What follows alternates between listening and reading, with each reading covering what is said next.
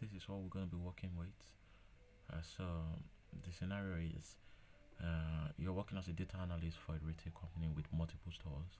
The HR team wants you to analyze employee retention to identify stores with high turnover rates over the last 3 years. Okay, so we're going to be writing an SQL query to determine the turnover rate for each store by calculating total number of employees hired in the last 3 years, total number of employees who left in the last 3 years, turnover rate. So this is the calculation pattern. You divide the employees who left by the ones hired. So we flag stores with high turnover rate, which turnover rate when turnover rate is above 50%. So this is the table. We have two tables. We have the employee tables that contains employee ID, store ID, hire date, and termination date. Then we have the store table that contains store ID, store name, and city. So this is the output. So we have a column of store ID, store name, hire last 3 years, left last 3 years, turnover rate, and high turnover. So this one will tell us that, oh yes, this one is high, this one is high, you need immediate attention and stuff like that. So that's it. So let's get on with it. So we're going to first of all start with the calling out these columns. So let's start with select and say store ID, then store name. So then this is where the trick is. So we're gonna say count. I'm gonna use the case statement. Count when we're gonna be going for the dates. So we're gonna say higher date, it's greater than or equal to date add.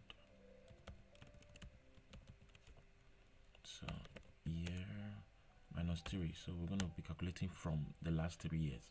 So this minus 3 takes it back, so we can calculate from there. Takes it back by 3 years. That's why the year is there. Takes it back by 3 years, then calculates back from there. So that's why we say greater than or equal to. So it starts from the last 3 years, then move forward greater than. So let's say start from 2023, 2020, then it goes from 2020, 2021, 2022, like that. So then to the current date, so we'll say get date. Get date. Then after you get date, what happens next is that we'll say then employee ID. Okay.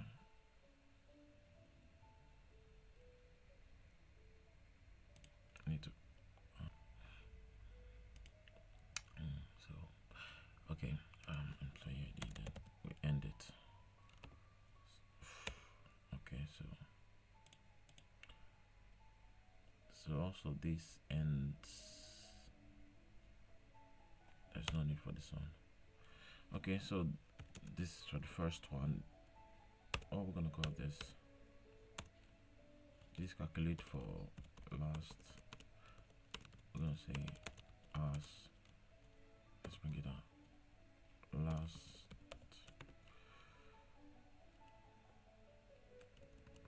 you know what we're gonna call it. I'm coming, just give me a minute. Higher last 3 years. Okay,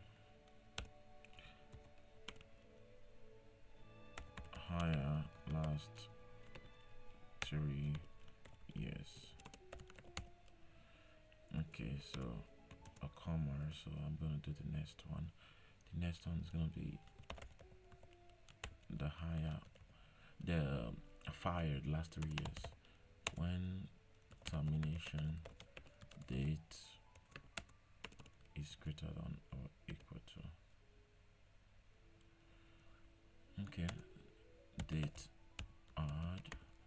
is how I find the date.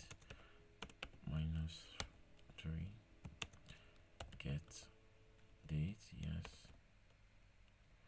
then employee ID, then end it.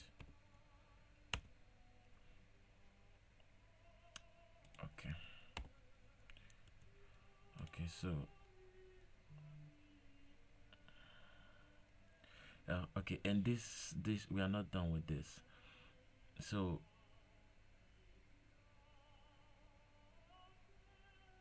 I'm gonna add another one, and termination date is not null.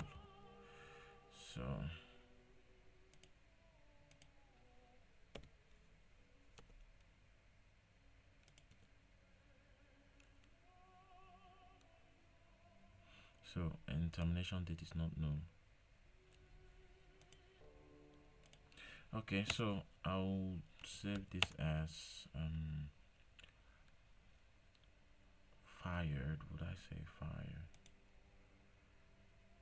Left. Okay, left last 3 years. Okay, so that's for that. So what next do I need to calculate? So I'm going to be calculating for the turnover rate. Okay, the turnover rate. So how am I going to go about that? I'm going to put a comma here because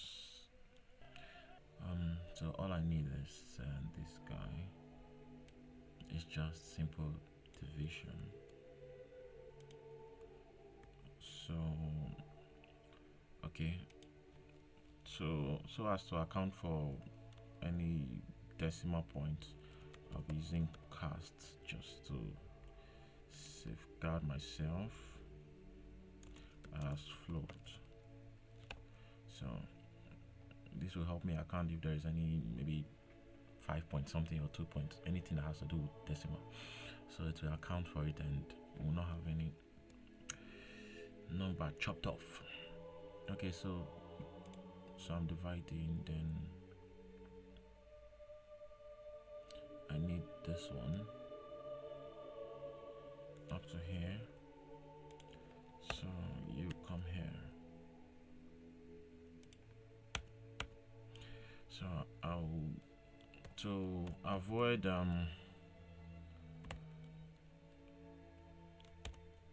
the division by zero error. So division by 0 means that what if this upper one comes out as 0? What will happen?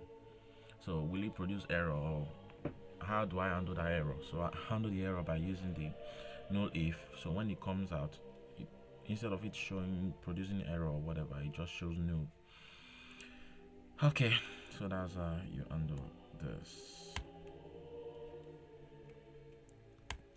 Okay, so I'll call this as a whole as turnover rate. Oh, sorry, I have to times it by 100. That's the only way. That's the only way I get my turnover rate in percent. Okay, so what next? The case statement to handle the what's it called? The high turnover. So this one down here, the case statement to handle that one. So let's go. Let's just leave this one up here. I don't need to write any new code. Okay. So all we need is this guy over here, but we don't need the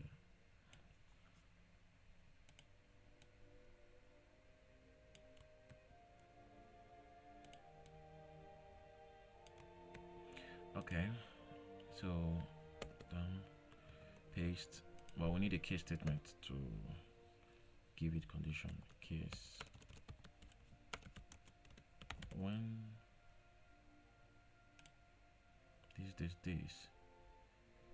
is greater or equal to 50, then do what?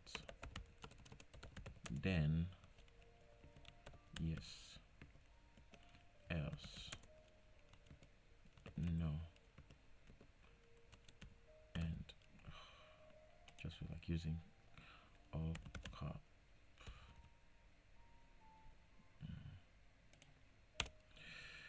Okay, so then what we're gonna call this as high turnover. Now let's get to the connection part. Let's get to the connection part. That's the joins. So we're gonna say from employees. So that's E. That's E. Then are we getting everything from employee? Yeah, the store name and stuff like that. Okay, that's E. Then left join on what? Stores. X, S, letter S, so the X. Okay, on E dot store ID. I think that's, let's just check it out first before we jump into this. So employee has store ID, so that's what we are joining on. Okay.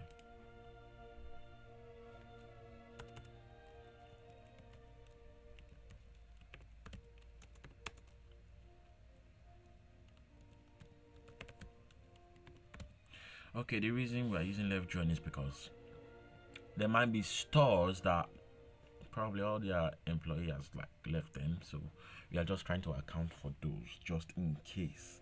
If we use the normal join, it's going to match every employee. It's going to match every store to every employee, in the sense that every store needs to have an employee. So if they don't have that means the employee status is not in the store, so it's not going to match it with the employee table. So there's going to be empty if the store has no employee. But if the store has employee, then it's going to match it with the employee table. So that's what I'm trying to say. You get it. So what else again? I'm going to be grouping by these guys: store ID, store name. Then I'm going to order by last higher last 3 years, descending order, start from the biggest. Okay, let me be sure that that's the name. Higher last 3 years. Okay, so I think everything is perfect here. Accounting for this, just in case of any error. Also float to account for decimals. I think that's good.